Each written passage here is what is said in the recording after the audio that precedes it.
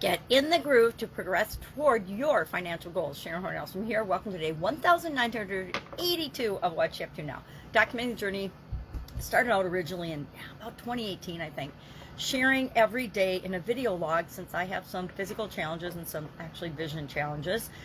I needed to find a way to keep track of what I was doing, what I was working on, what worked, what didn't work, and I'd been being encouraged by several of my mentors, coaches, and peers to start doing online live videos. And of course, like everybody else, when we first start out, I was petrified and scared to death to talk online, talk on the video, talk on videos, talk at all, right? Not talk at all. I'd been in corporate America for decades, and I had to give presentations and speeches, but that was different. It was just a very targeted, small audience. And online, you never know who's watching or who's listening or who's paying attention, and that's when we attract people that are the opposite of us. We attract haters, and when you're first starting out, haters are devastating. But over time, you realize that if you talk enough, if you show up enough, if you do the things that other people are afraid to do or just don't choose to do, they will hate on you and criticize, etc. I still have some of my favorite haters that hang on, and I'm like, thank you, yes, I do look like the Wicked Witch of the West, and I'm okay with that, in your opinion. So today, I created two pieces of content. The first was for this year's annual challenge, the Get Your Goals annual challenge. And we're focusing on financial health, financial goals, financial well-being this month. And, because how do we get our financial health and financial well-being? By having goals, right? At the end of each month, we're running through the 7-step goal process. I don't give them enough fingers, that we identified during January. We went through a ton of different goal frameworks and looked at goals from different positions and different perspectives and came up with a 7-step process that we're owning this year, and we are practicing every month and installing in our subconscious so that from now on, moving forward, just like the SOAP framework, if you know me at all, you know I talk about this SOAP framework, a 4-step process to get anything that we want, and really it's to deal with any challenge or obstacle or setback that comes up in our life, which usually we want to get rid of those things, so that's part of anything that we want.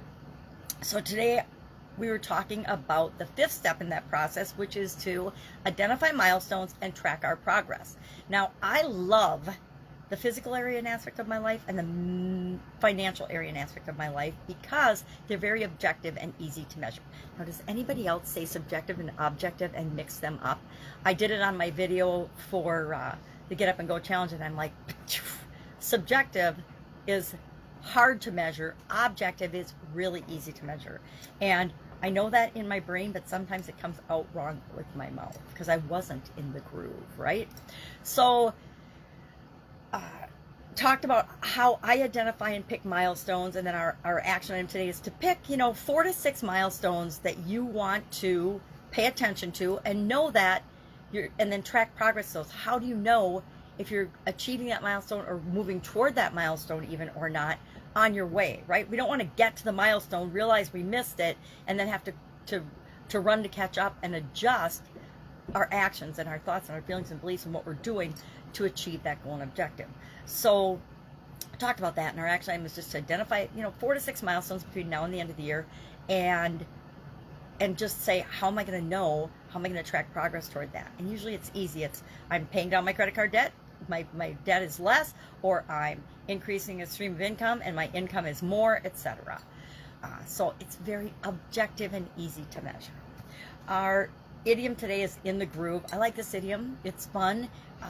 I realize that I'm old and I'm not very groovy. I've got no groovy clothes. I was looking for a groovy outfit or groovy clothes. I'm like, yeah, I got none. So this idiom comes from the 1930s, which is really fun, and from jazz. And it means that you're flowing, right? It's similar to smooth sailing. Things are going really, really well for you. And so we talked about that and how we can use that in our business. So I don't know very many people that say, hey, we're in the groove.